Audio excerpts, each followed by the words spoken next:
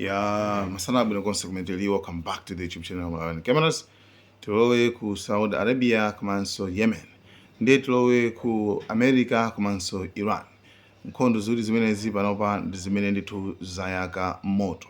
Yes, ku Israel I think ndikumene tinalowa mama wakuja kumeneso ndithu actually not nkhondo as such. Kumano it's like kungwavutitsana amene anapitira poyambirira kukasokoneza kumene kuja ndikuphanako then kenako apitanso kachikenaso ndithu kukasokonezanso kukatsa manyumba anyway achina Netanyahu apeza reason apeza chifukwa pamenepopo anthu uchitoka ambadala kunizoti anthu alibe futi alibe chani kuyambadala kenako after pamene akwanitsa kwalanda futi that's it omwe ndimene amakhalira daily life.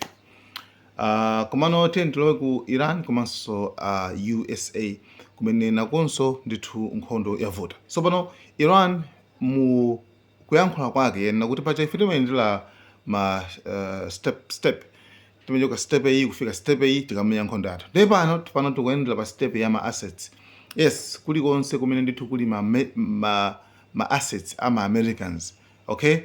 Kumene koko akuti 500 meters mutalikirane base ya America. Ngati kuli base ya America akuli china cha America akuli chichani inuyo tilekana national 500 meters chifukwa sumuli safe ife chimene cho ndithu tikutani ife chimene cho ndithu tikuphwanya. So actually ayamba kale ndithu pali zinthu zingapo zimene ndithu zaonongedwa za ma billion komanso ma battery a third patrol chi patrol defense system chimene ndithu aphwasulidwa komanso zimarada za ku Kuwait komanso ku base ya 5th fleet ku Bahrain kumene konso ndithu zaonongedwanso.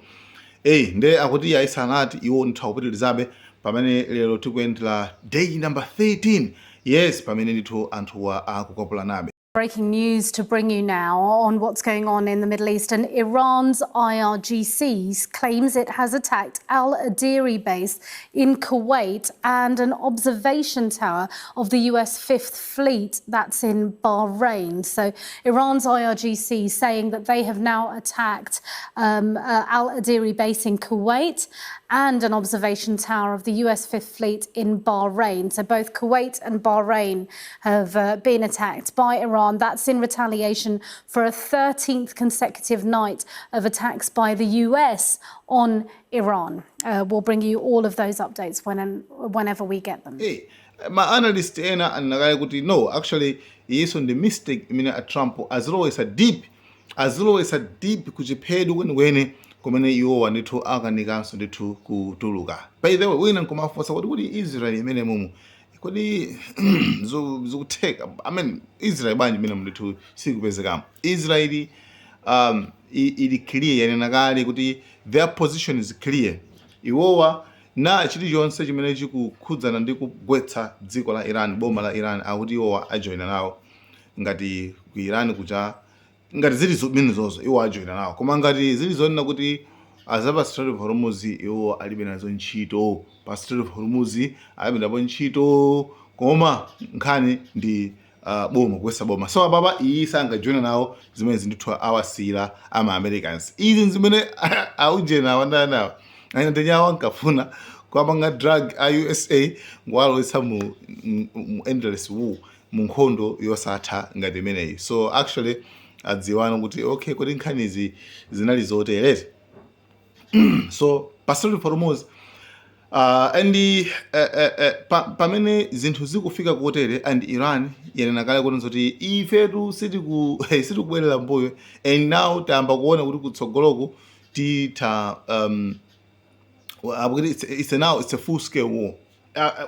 Akakuti basa ndi nkhondo ndithu ya full imene iyi. Okay, iwo Iran alengezana ndi nkhondo ya full imene iyi and anthu ma Americans iwo amene ali kumeneko kuli ma Americans ambiri komanso zinthu zawo sizili safe yet. So pamene a Trump akupereka nthu ayambaso kubwera last year ifetu tukambira nawo kuseliku nde iwo ndithu tiona zoti pano pali serious kwambiri zokambira nazi kupotula ari kuposa kalekale. Kaya mwina About the major strikes that you were referring to? Okay. Should we expect to see major strikes? Look, we're talking to them right now. I think they're getting more and more serious as the days go by, for maybe the obvious reason. But we are talking to them right now.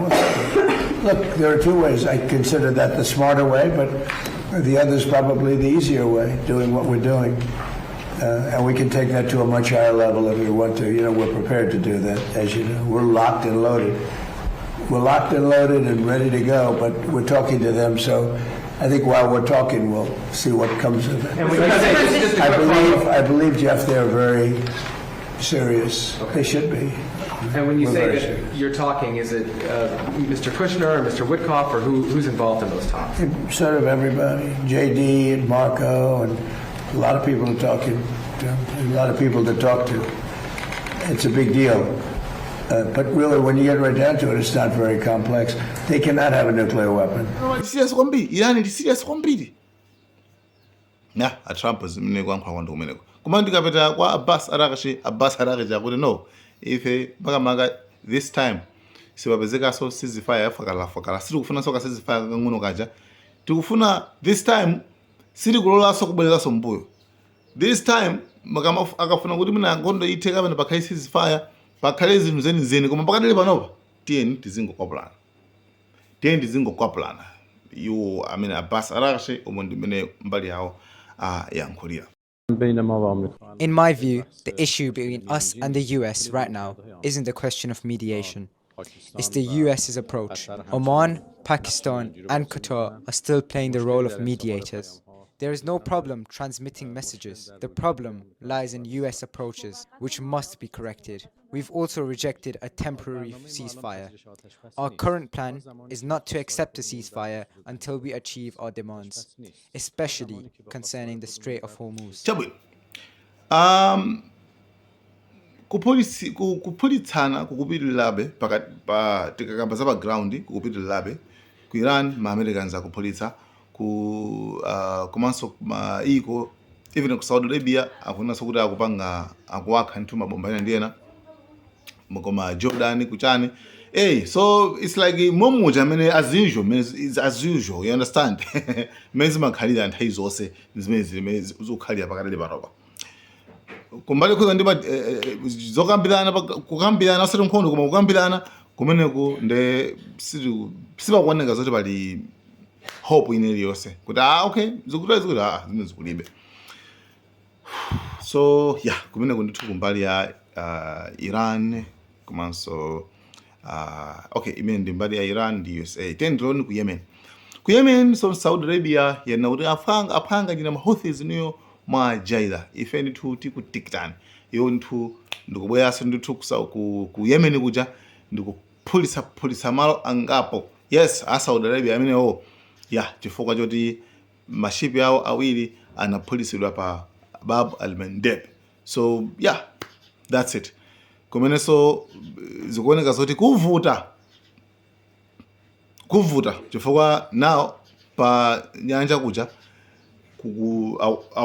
atsekaso ndithu kutseka kuti basi fera tsekaso kwatsekera makamaka a Saudi Arabia. And statement imene yatuluka ku Saudi Arabia ndi statement yanena kuti ife tapanga zimene chifukwa cha kuti phulitsa mashipi athu ku nyanja kuja. And mahofisiso atulusa statement yanena kuti okay chabwino ife zimene zatazimva kumano nkhondo imwepanga escalate ndithu mwayikuza. So kumene kuso sikuli bwinonso ndi mbali yawo ndi mbali yawo konse sikuli bwino komabe tizionabe mmene zizikhalira kwina ndi kwinako. Guys, I want to thank you so much. Malawian Cameras.